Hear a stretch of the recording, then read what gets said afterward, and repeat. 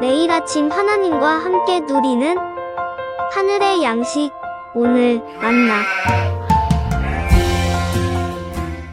스알디엘의 아들 스룹바벨과 예수아와 함께 돌아온 제사장들과 레위 사람들은 이러하니라.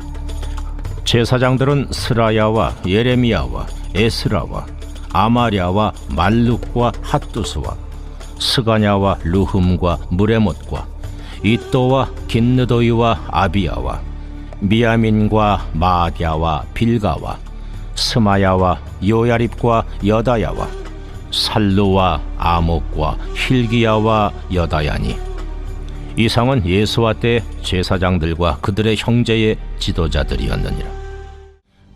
엘리야십과 요야다와 요하난과 얏두아 때에 레위 사람의 족장이 모두 책에 기록되었고, 바사왕 다리오 때의 제사장도 책에 기록되었고, 레위 자손의 족장들은 엘리야십의 아들 요하난 때까지 역대 지략에 기록되었으며, 레위 족속의 지도자들은 하사랴와 세레랴와 간멜의 아들 예수아라. 그들은 그들의 형제의 맞은편에 있어 하나님의 사람 다윗의 명령대로 순서를 따라 주를 찬양하며 감사하고, 마따냐와 박부랴와 오바댜와 무슬람과 달몬과 학굽은 다 문지기로서 순서대로 문안의 곡간을 파수하였나니, 이상의 모든 사람들은 요사닥의 손자 예수아의 아들 요야김과 총독 느헤미야와 제사장 겸 학사 에스라 때에 있었느니라.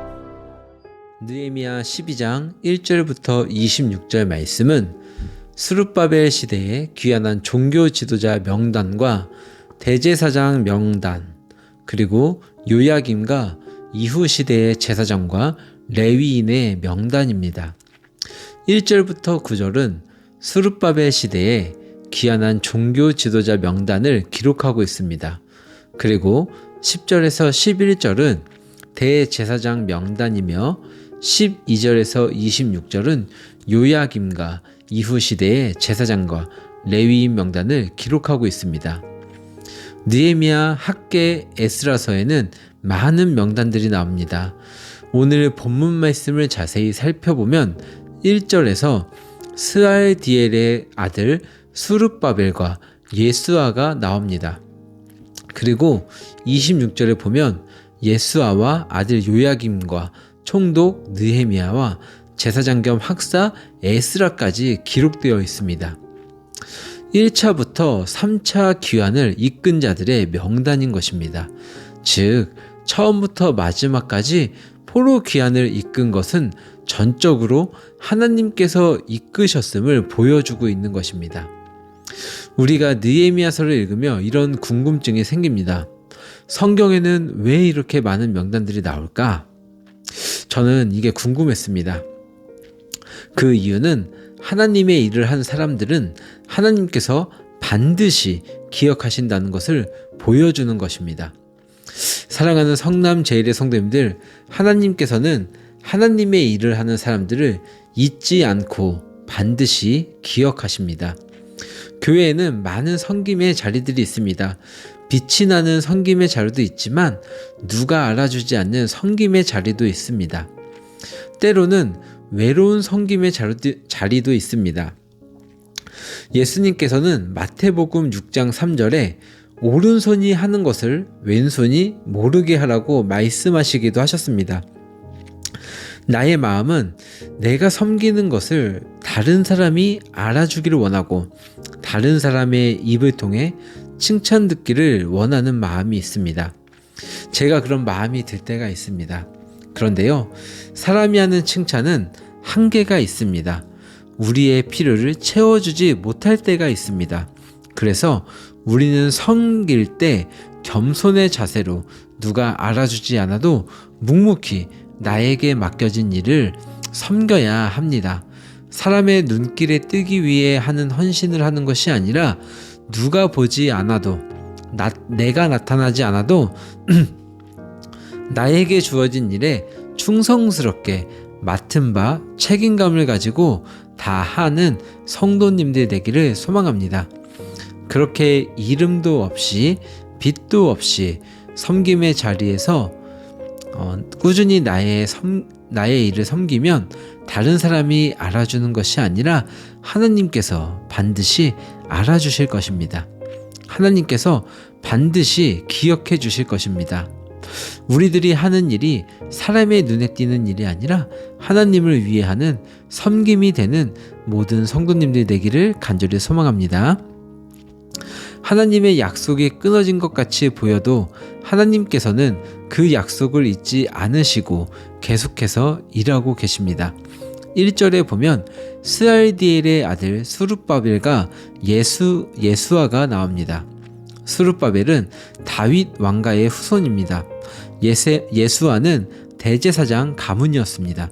남유다 백성들은 바벨론의 포로로 끌려가고 약 70년이라는 시간을 보냈습니다. 바벨론에서는 예배도 드릴 수 없었고 제사도 지낼 수 없었습니다. 모든 것이 다 절망적인 상황이었습니다. 다윗 왕가의 피는 끊어진 듯 보였습니다. 다윗 왕가에 대한 하나님의 언약이 끊어진 것처럼 보였습니다.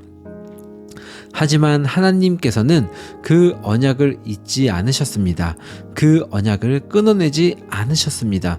환경적으로나 상황적으로나 모든 것이 다 끝이 난 것 같아 보이는 상황 가운데서도 다윗의 후손 스룹바벨을 기억하셨고 불러주셨습니다.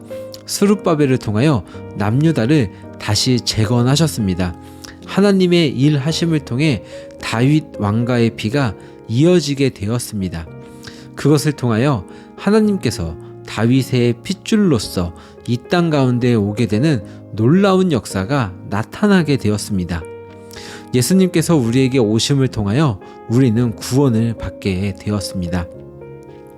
남유다가 멸망하고 포로 생활 70년을 지내며 하나님과의 모든 관계가 끊어진 듯 보였습니다. 하지만 하나님께서는 그 언약을 잊지 않으셨습니다.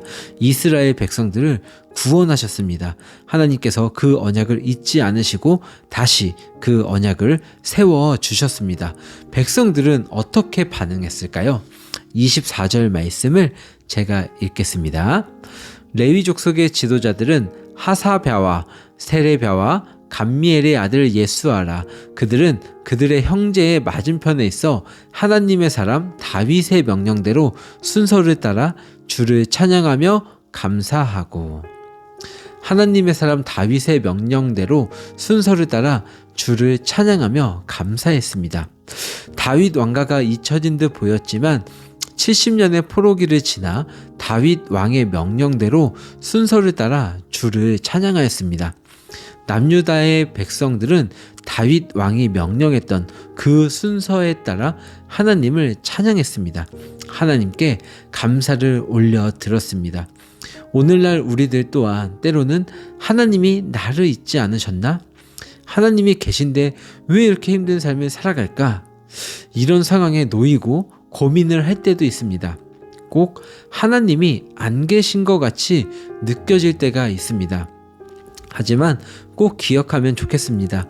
하나님께서는 보이지 않는 그때에도 반드시 나를 위해 일하고 계십니다. 나를 기억하고 계십니다. 모든 것이 끊어진 것 같은 상황 속에서도 하나님은 잊지 않으시고 일하고 계십니다. 나의 반응은 하나님께서 나를 찾아주시고 나에게 일어날 힘을 주시며 어둠 가운데 빛을 비춰 주실 것입니다.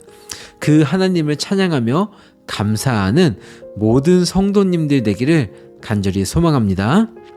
말씀을 정리하겠습니다.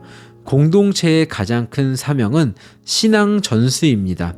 선배님들의 헌신으로 오늘 내가 있음을 알아야 하고 그 가치를 인식하며 신앙의 전통과 유산을 후배들에게 물려주는 것이 공동체의 존재의 이유입니다.